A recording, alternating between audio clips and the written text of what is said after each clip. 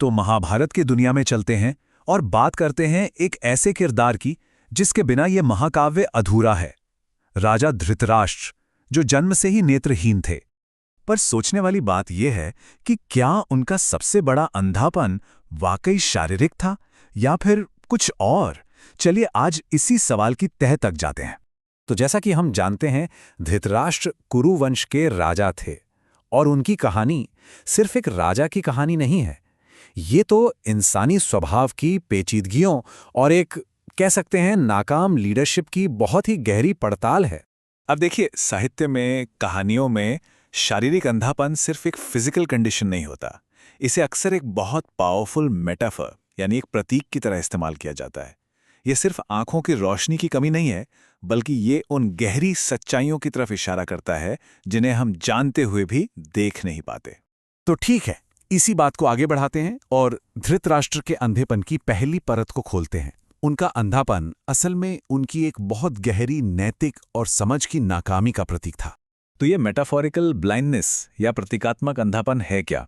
असल में ये नैतिकता, दूरदर्शिता और सच को न देख पाने की कमी है। और धर्मवीर भारती का जो मशहूर नाटक है अंधा युग, वो तो इसी कॉन्सेप्ट पर बना है कि कैसे एक इंसान ही नहीं, पूरा का पूरा युग ही अंधा हो जाता है। और देखिए, अंधा युग का ये कितना जबरदस्त कोट है। इस युग पर विवेक नहीं, अंधापन शासन करता है और अंत में अंधापन ही जीतेगा।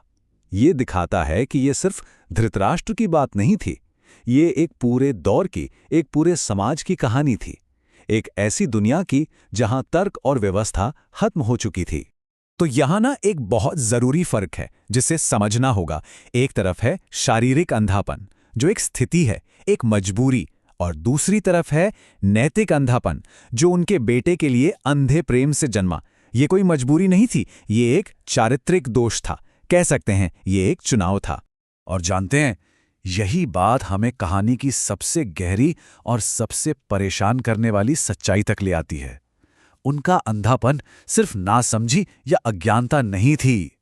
नहीं, ये जानते बूझते हुए सही को नजरअंदाज करने का एक सोचा समझा फैसला था। देखिए, महाभारत का पूरा सार धर्म के कॉन्सेप्ट पर टिका है।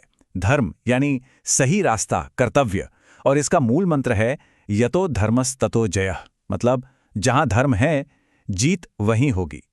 ये एक तरह का मॉरल कंपास है जो साफ साफ बताता है कि न्याय और सफलता का रास्ता कौन सा है।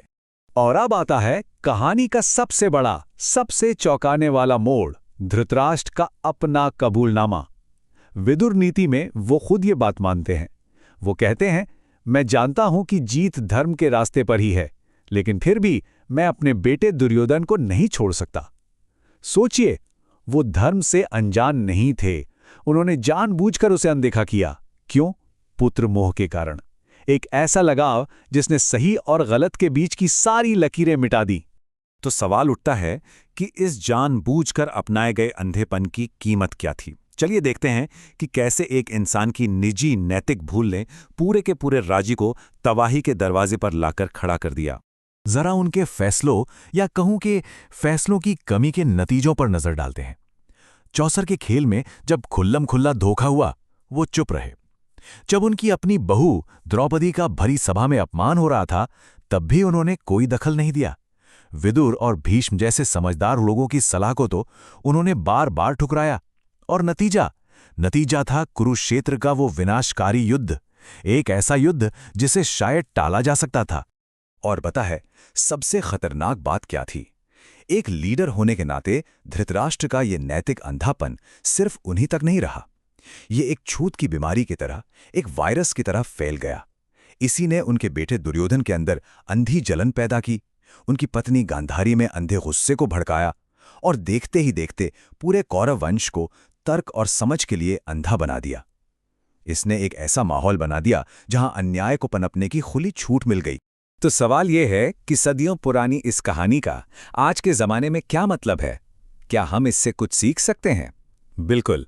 चलिए देखते हैं कि कैसे इस अंधे राजा की नाकामियां हमें लीडरशिप और हमारी निजी जिम्मेदारियों पर कुछ बहुत जरूरी सबक सिखाती हैं, जो आज भी उतने ही सच हैं। अगर हम धृतराष्ट्र की कहानी से कुछ सीखना चाहें तो सच्ची दूरदर्शिता के 4 बड़े सबक मिलते हैं। पहला, एक लीडर को न्याय के लिए अपने निजी लगाव और पक्षपात से ऊपर उठना ही पड़ता है। दूसरा, कुछ गलत होता देखकर चुप बैठ जाना, ये इनएक्शन तबाही को न्योता देता है। तीसरा, समझदार और अनुभवी लोगों की सलाह को नज़रअंदाज करना नाकामी की गारंटी है। और चौथा, जो शायद सबसे ज़रूरी है, एक लीडर का असली फ़र्ज़ अपने निजी रिश्तों के लिए नहीं बल्कि समाज की सबकी भलाई के लिए होता है। तो आखिर में धृतराष्ट्र की कहानी सिर्फ एक पौराणिक कथा नहीं रह जाती।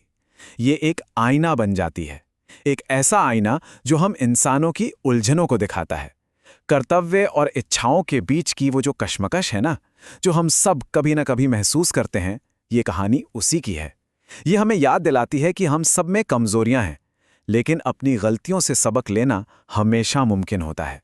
और ये कहानी हमें एक बहुत ज़रूरी सवाल के साथ छोड़ जाती है। आज हमारे ब्लाइंड स्पॉट्स क्या हैं? हमारे समाज में, हमारे काम में या हमारी अपनी जिंदगी में?